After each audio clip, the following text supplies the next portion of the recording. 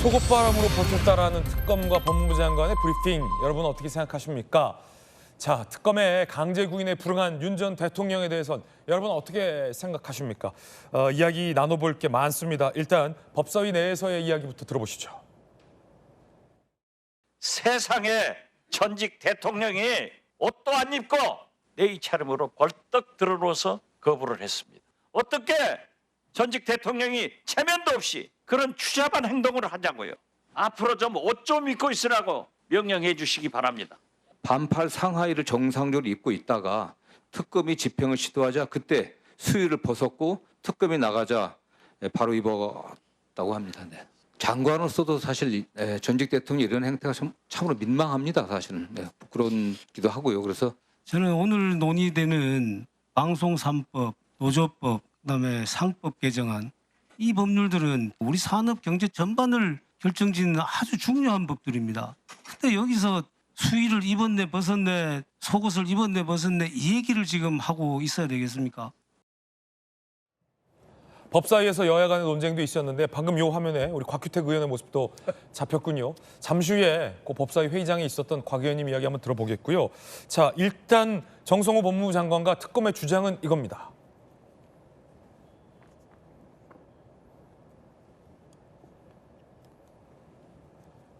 민망하고 해괴한 작태, 조폭보다 못한 행태로 국격을 추락시키고 있다. 정성호 법무부 장관의 입장입니다. 반면 윤 전 대통령 측은 이렇게 반박합니다. 특검 때문에 벗은 게 아니라 건강상의 이유로 벗고 있었던 것이다. 체온 조절 장애 우려 때문이다라고 반발하고 있습니다. 자, 특검의 주장은 이렇습니다. 수의를 벗고 바닥에 누운 상태에서 체포 시도 완강히 거부했다.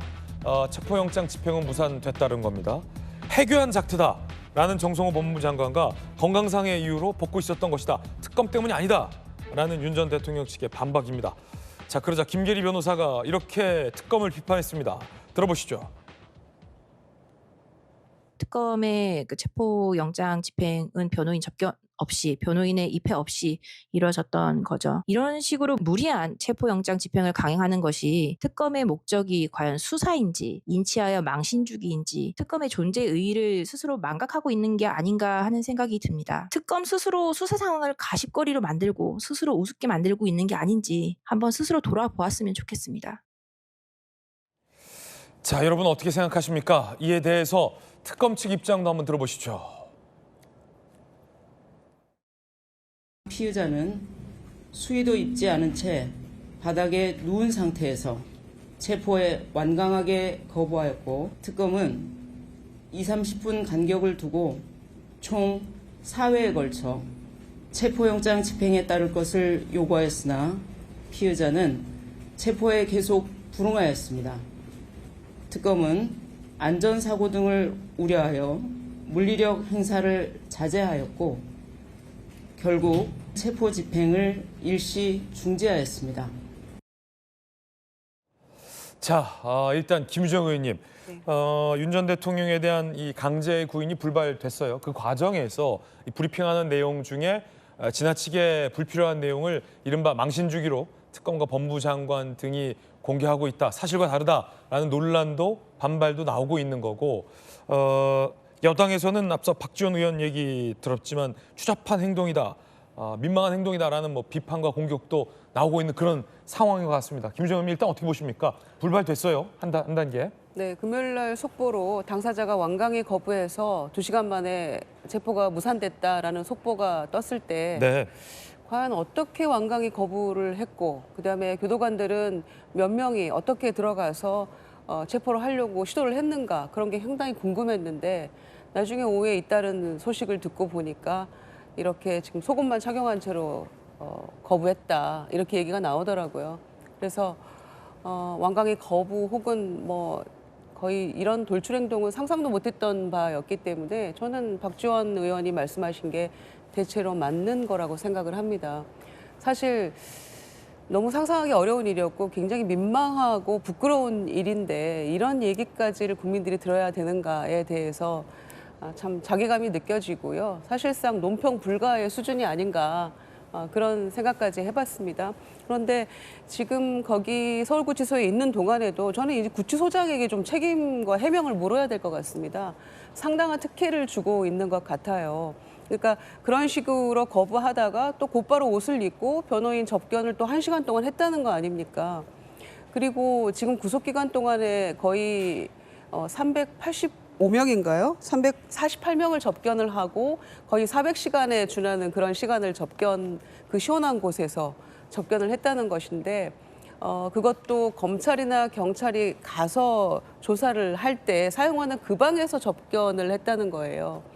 그러면 구치소장이 이게 맞는 것인지 왜 이런 특혜가 주어지는 것인지에 대한 해명도 필요한 것이고 실제로 체포를 하려고 아주 정확하게 시도를 한 것인지에 대해서도 저는 책임을 좀 물어야 될 것 같아요. 그래서 7일까지 영장이 유효한데 6일 날은 또 김건희 여사에 대한 소환 조사가 예정이 돼 있고 하기 때문에 사실상 시간이 별로 없거든요. 그래서 이번에는 좀 제대로 해야 된다라는 생각이고 또 우리의 상상을 뛰어넘는 어떤 방식으로 태도를 취할지 모르겠습니다만은 이렇게 이 형사사법 시스템을 우롱하고 농락하는 방식으로 해서는 안 된다라고 보고 그러니까 비판이 더 높아질 수밖에 없는데 왜 이렇게까지 하는가.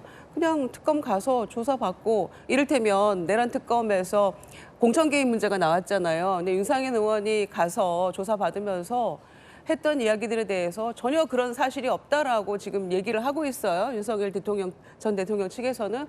그렇다면 바로 그런 이야기를 특검에 가서 얘기를 하면 되는 겁니다.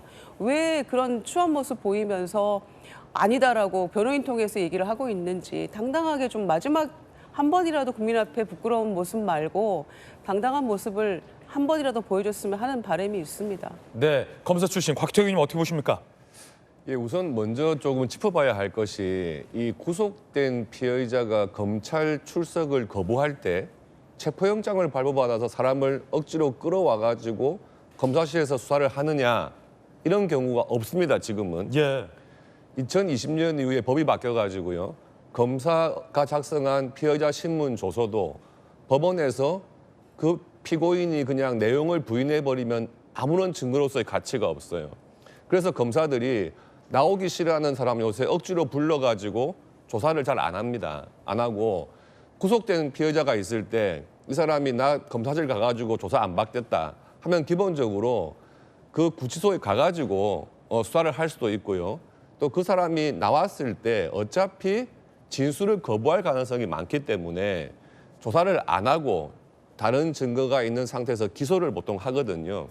근데 지금 특검에서 구속된 피의자에 대해서 체포영장을 발부받아가지고 사람을 끄집어 와서 검사실에서 조사를 하겠다. 이것은 최근 한 5, 6년 동안에는 전혀 일어나지 않았던 상황입니다.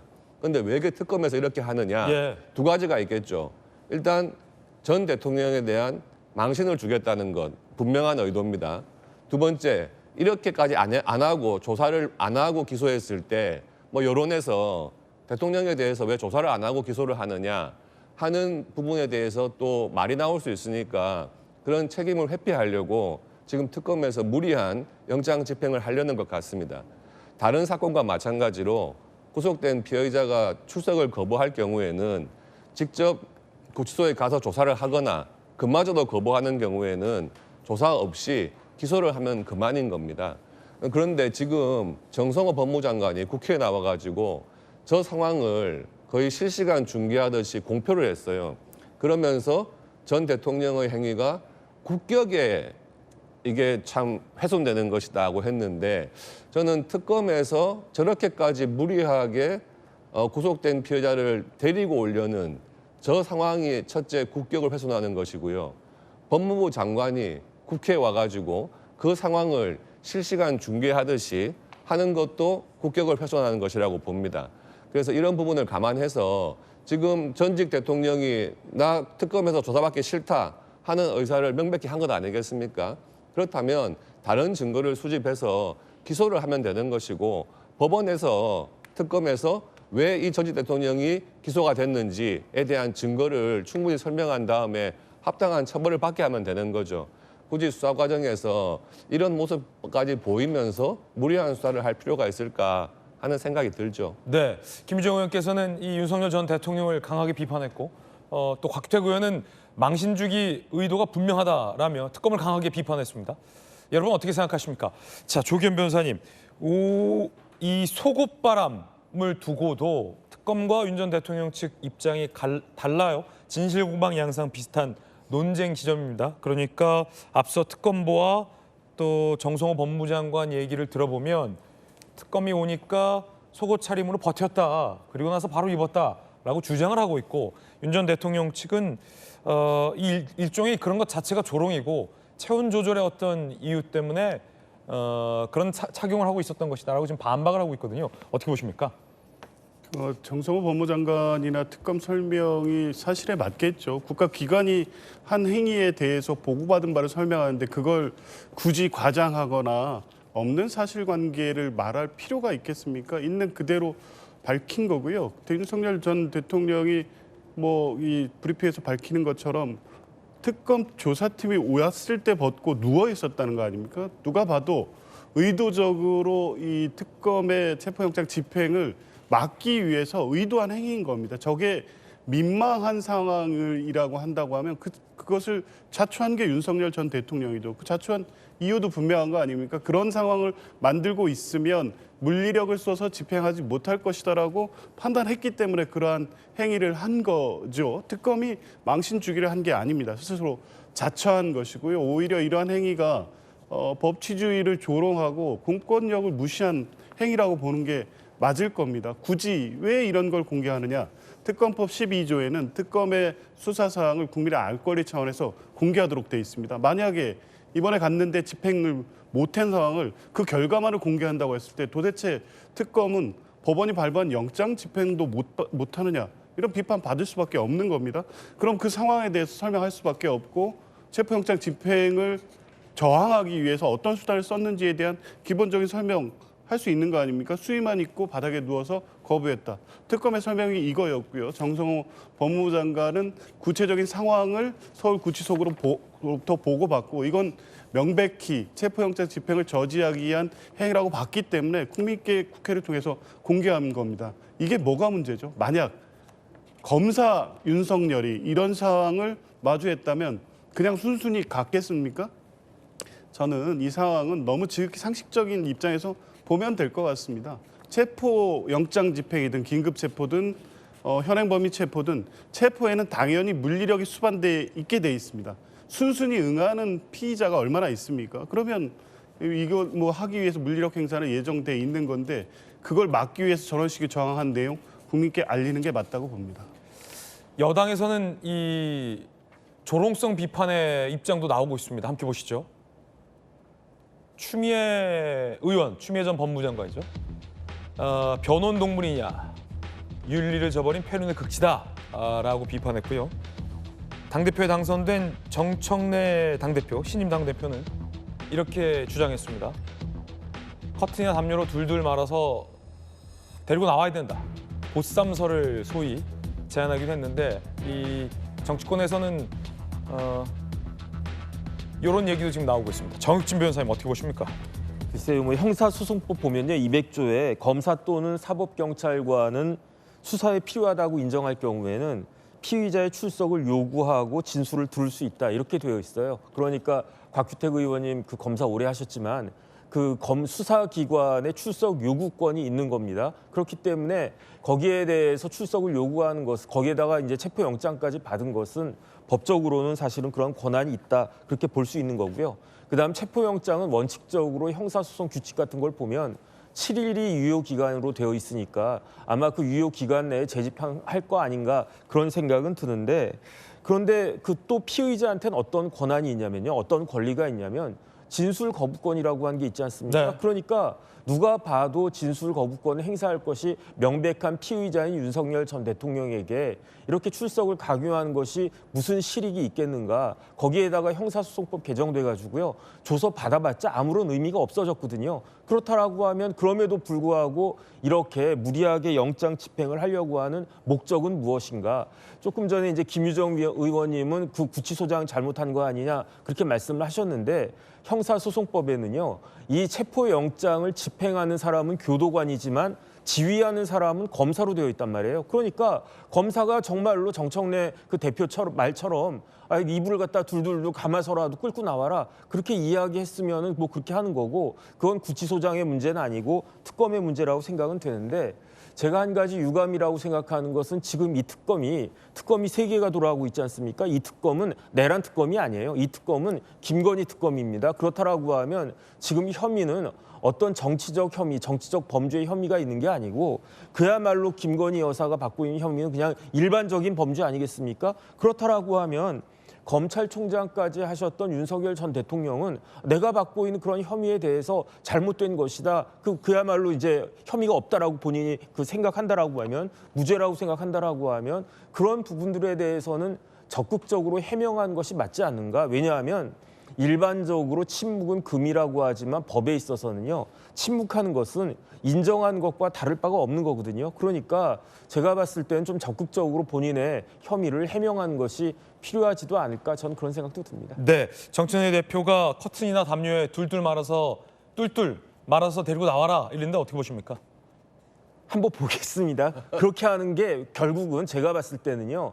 윤 전 대통령 측이나 특검 측이나 기싸움하는 거 아니겠습니까? 네. 결국은 기싸움 한다라고 하는 것은 여론을 얻겠다라고 하는 것인데 그렇게까지 무리하게 영장을 집행한다라고 하는 것이 과연 누구에게 더 유리할 것인가 여론적으로 지금 정부에게 그게 도움이 될 것인가 한번 잘 생각하는 게 필요하지 않을까 싶습니다. 네, 담요로 뚫뚫 말아서 데리고 나와라. 특검팀은 물리력 동원도 검토하고 있고요. 이러면 오늘 재집행에 나설 수도 있다는 얘기도 나옵니다. 다음번에 물리력 행사할 수도 있다. 김건희 특검팀에서는 이렇게 밝혔다고 하는데 윤 전 대통령 변호인, 윤 전 대통령 몸에 불법적으로 손을 대는 순간 법적 조치 검토할 것이다. 자, 영장 유효 기간은 오늘 7일까지입니다. 뚫뚫 말아라. 곽태규 의원님. 네. 그러니까 이게 실무에서는 한 번도 보지 못한 상황이 돼가지고 체포영장을 집행해야 되는 상황에서 그것도 다른 무슨 장소가 아니고 구치소 아니란 말이에요. 그런 상황에서 이 출석을 거부할 경우에 과연 어떻게 강제로 데리고 올 것인가 하는 사례가 사실 거의 없습니다. 왜 그러냐 하면 가가지고 조사를 보통 하고요. 그리고 그마저도 거부할 경우에는 조사 없이 기소를 하거든요. 만약에 그럼 정청래 대표의 말씀처럼 특검팀이 뚫뚫 말아서 데려 나오고 하면 법적으로 괜찮은 겁니까? 그렇죠. 예, 체포영장의 집행에 있어가지고 물리력의 행사라는 것은 예정되어 있기 때문에 데리고 나올 수는 있습니다. 그런데 그렇게 해가지고 호송해와가지고 특검 조사실에 왔는데 그마저 아무런 조사 없이 진술 거부권만 행사하다 끝났다. 이런 모양새가 될 가능성이 많거든요. 그렇다면 굳이 그렇게 담요로 둘둘 말아가지고 데리고 나오는 모습을 보이려고 특검에서 체포영장을 한 것인가 하는 결론에 이를 수밖에 없는 거죠. 그래서 저는 저렇게 무리하게까지 수사를 할 필요가 과연 있는가 하는 생각이 들고요. 앞서서 내란 특검팀에서도 출석을 요구했었어요. 네. 그런데 구속된 상태에서 출석을 거부를 했습니다. 그러니까 내란 특검팀에서는 그냥 기소를 했어요. 근데 지금 김건희 특검팀에서 이 수사는 지금 김건희 특검팀입니까? 그렇죠. 김건희 특검팀에서 출석 요구를 했는데 거부를 하니까 체포영장을 발부하는 것이거든요. 저는 실무상으로도 이런 체포영장 발부는 거의 없습니다. 구속되어 있는 사람을 가서 조사를 하면 되는 거지 체포영장을 이중으로 발부를 하는 경우가 최근에는 없거든요. 그러니까 이런 것도 조금 상식에 벗어난 수사다 하는 생각이 들고 만약에 김건희 특검팀에서 다른 사람 조사하고 증거까지 확실하다면 윤석열 대통령이 어떤 부분에 관여되어 있는지에 대해서 기소를 하면 되는 거거든요. 이렇게까지 무리한 물리력의 동원 과연 필요할까 이런 사례가 자칫 다른 수사 사례에도 그냥 아무런 제한 없이 적용되지 않을까 하는 나쁜 선례가 될 수도 있고요. 우려가 되는 바입니다. 아니 저는 김우중 의원님. 윤석열 전 대통령의 행태가 정말 나쁜 선례가 되지 않을까 그게 오히려 우려가 됩니다. 어떤 구속 상태의 피의자가 이런 식으로 검찰 혹은 특검의 수사를 속옷만 입은 채로 사실 거의 저는 난동이라고 생각하는데 완강한 거부 혹은 난동입니다. 이 상황에서 이렇게 할 수 있는가? 어떤 피의자가 그렇게 할 수 있죠? 이게 관례입니까? 저는 이상민 전 장관도 이렇게 하면 어떡하지? 이런 생각도 들어요. 아, 좋은 본보기를 보여주셨구나. 우리 대통령께서 이런 생각하지 않을까 걱정이 됩니다. 어떤 피의자가 그랬는지, 과거에는 이런 일이 얼마나 있었는지도 저는 낱낱이 밝혀야 된다고 생각합니다. 거의 없던 일 같거든요. 그리고 수갑부터 채워서 데리고 나와야죠. 가능한 일이잖아요. 체포영장 가지고 가면. 그리고 나서 이제 많은 분들이 얘기하시기를 가도 어차피 진술거부권 행사하는데 의미가 없지 않느냐. 그건 특검의 몫이라고 저는 생각합니다. 진술거부권을 행사하건 안 하건 침묵을 지키건 계속 질문을 듣다가 화가 나서 한마디 하건 그거는 특검의 몫이에요. 그런데 나가서 조사받아야 될 의무가 있는 그런 피의자 아닙니까? 내란 특검은 그래도 한 번은 나갔어요. 그리고 나서 기소했죠. 계속 안 나온다고 고집 피우니까. 그렇지만 이거는 한 번은 확인해야 될 부분 아닙니까? 왜 본인이 할 얘기가 있는데 윤상현 말 다 틀려 거짓말이야 이렇게 얘기하면서 왜 당당하게 나가서 본인의 입장을 얘기하지 못하죠? 그래서 적어도 한 번은 본인 얘기를 해야 되는 거 아니겠습니까? 이거는 본인이 국정농단 특검에서 일을 해봤고 누구보다도 이 특검의 시스템을 잘 알고 있는 분 아닙니까? 그런데도 이런 모습까지 보인다는 것은 정말 뭘 해도 상상 그 이상이라는 생각밖에 들지 않기 때문에 다음번에 조금 더 이제 짜임새 있게 완강하게 이제 뭔가 체포를 시도하려고 할 때는 그때는 또 어떤 모습을 보일 것인가 오히려 정말 두려워지는 순간입니다. 저희가 보기에는. 그런가 하면 김건희 특검에서는 목걸이를 쫓고 있습니다. 진품을 김건희 여사 오빠 장모집, 그러니까 사돈댁에 숨겨놨다라고 특검팀은 의심했고 압수수색하고 나서 그런 취지의 브리핑도 했는데요. 진품 명품 의뢰해보니 가품으로 드러났습니다. 김 여사 주장대로인 거죠. 그러자 특검이 목걸이를 바꿔치기 한 거 아니냐.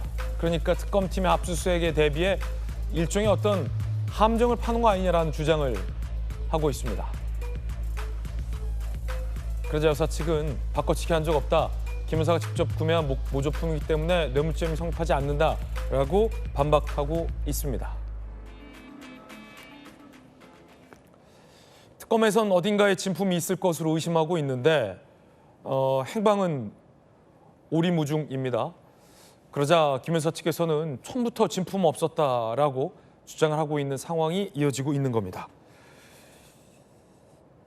이 목걸이는 어디 있고 샤넬 신발은 어디 있는 거예요? 애초에 없는 거 아닙니까?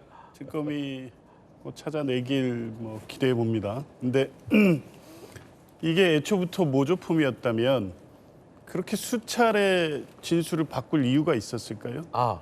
말을 바꿀 이유가 없지 않느냐? 그렇죠. 뭔가 어떤 범죄 혐의 사실을 받고 있는 피의자가 진술을 자꾸 바꾸면서 거짓말을 하면 실체적 사실은 다른 데 있는 거죠. 최초의 나토 회담에 참석했을 때 이 목걸이 공개됐을 때 이 공직자윤리법상 신고재산으로 보이는데 왜 안 했냐고 했을 때 뭐라고 했습니까? 그때 현지에서 빌렸다고 처음엔 얘기했습니다. 두 번째 또 그게 말이 안 맞는 것 같으니까 곧바로 국내에서 빌린 거고 하나는 소상공인한테 샀다고 얘기했어요. 네. 그리고 이 검찰 조사에 제출한 의견서에서는 모조품이고 모조품을 사서 오빠한테 선물했다가 빌렸다. 물론 이제 이건 오보라고 반박을 하긴 했던데 하여간 그런 식으로 관계자의 진술이 나와 있던 겁니다. 그런데 이번에 와서는 이제 모조품이고 내가 샀다. 왜 이렇게 진술이 바뀔까요? 실제 모조품이었으면 진작에 중간에 해명하는 과정에서 이건 모조품이고 내가 산 게 맞고 이렇게 얘기했으면 끝날 일이었습니다. 그런데 수사가 진행됨에 따라서 진술이 계속 바뀌었다고 하면 모조품이란 사실, 빌렸다는 사실 지금 전부 다 사실이 아닐 가능성이 높아진 거고 특검은 그러면 진품이 어디에 있을 것이다라고 보는 게 당연히 합리적인 추론이죠. 네. 그리고 첫 정상회담에 동반했습니다. 김건희 여사의 성격이나 성품상 거기에 전 세계 공개되는 자리에 모조품을 사고 나갔을 가능성이 얼마나 있겠습니까? 그 자체도 굉장히 국격의 문제에 부끄러운 일인데 그랬을 가능성이 매우 낮다고 보는 게 이 역시 합리적인 추론이라고 본다고 하면 결국 이 수사에 대비해서 이 모조품이라는 논리를 만들고 그거를 은닉하는 형식을 취해서 특검의 수사에 혼선을 주려고 했다고 의심해 보는 게 맞고 이렇게 추정을 해서 이제 따라가다 보면 이제 진품의 어디 소재를 확인하는 방향으로 수사가 진행될 수밖에 네. 없을 것 같은데 이제 실제 찾을 수 있을지는 모르겠습니다만 여러 가지 사실관계나 정황, 관련자 진술을 통해서 단서가 확보될 수 있을 것으로 보고요. 뭐 수사를 한번 지켜보면 될 것 같습니다. 네, 특검 주장대로라면 특검이 이 김 여사의 사돈댁을 압수수색할 걸 미리 예견하고 파놓은 함정에 특검팀이 빠졌다라는 얘기가 되는 건데 정국준 어떻게 보십니까? 글쎄요, 그건 지금 제가 봤을 때에도 조 변호사님 말씀이 일리가 있어요. 말이 자꾸 바뀌고 그다음에 어떻게 그 첫 정상회담 나가는데 동부인에서 나가는데 영부인이 모조품을 차고 나가냐. 그 제가 봐도 그거는 말이 안 된다라는 생각은 드는데 네. 그런데 중요한 거는 말이 안 되는 것하고 진품이 없는 것하고는 명백히 구분해야 되는 거 아니겠습니까? 제가 봤을 때 이 목걸이하고요. 그다음에 샤넬은 완전히 달라요. 샤넬은 존재가 확인이 됐습니다. 본사에서 뭐 시리얼 넘버까지 다 확인이 됐는데 그런데 그게 어디 있는지 지금 못 찾을 뿐이고 그런데 지금 저 목걸이는 특검도 인정하지 않았습니까? 저건 모조품이기 때문에 시리얼 넘버가 없어요. 그렇기 때문에 저 목걸이를 누가 샀는지 거기에 대해서 알아낼 수가 없는 겁니다. 더군다나 그 김건희 여사가 옛날에 외국에서 산 것이다 이렇게 진술을 뚝 갖고 있으면은 뭐 아주 뭐 특별한 무슨 카드나 아니면 어떤 그 결정적인 증인이 나타나거나 그렇지 않은 이상은 저 목걸이에 그 진품이 존재한다라고 심증은 가지만 물증이 없는 상태에서 지금 그런 게 가능하다라고 이야기할 수는 없는 거고요. 그렇기 때문에 특검 측에서 이렇게 있을 것이다, 추론이 된다 이렇게 이야기하는 거는 다른 이야기가 아니고요. 제가 봤을 때 특검이 우리는 무능하다, 수사할 능력이 없다 이런 거를 스스로 자백한 것과 뭐가 다른 것인가. 목걸이 찾을 수 있으면 빨리 찾아내야 되고요. 그다음 목걸이보다 더 쉬운 거는 샤넬백하고 그 구두 아니겠습니까? 그 250ml짜리 구두 어디 있는지 좀 빨리 좀 제대로 찾아가지고 그 특검의 능력을 역량을 좀 보여줘야 되는 거 아닌가. 이제 좀 있으면요. 이번 주 수요일인가요? 그때 김건희 여사 그 이제 출석하잖아요. 그 전까지는 여기에 대해서 어느 정도 명확한 물증을 찾아내는 것이 특검의 몫이다, 특검의 책임이다. 저는 그런 생각 듭니다. 예, 첫 번째 이야기 전해드렸습니다.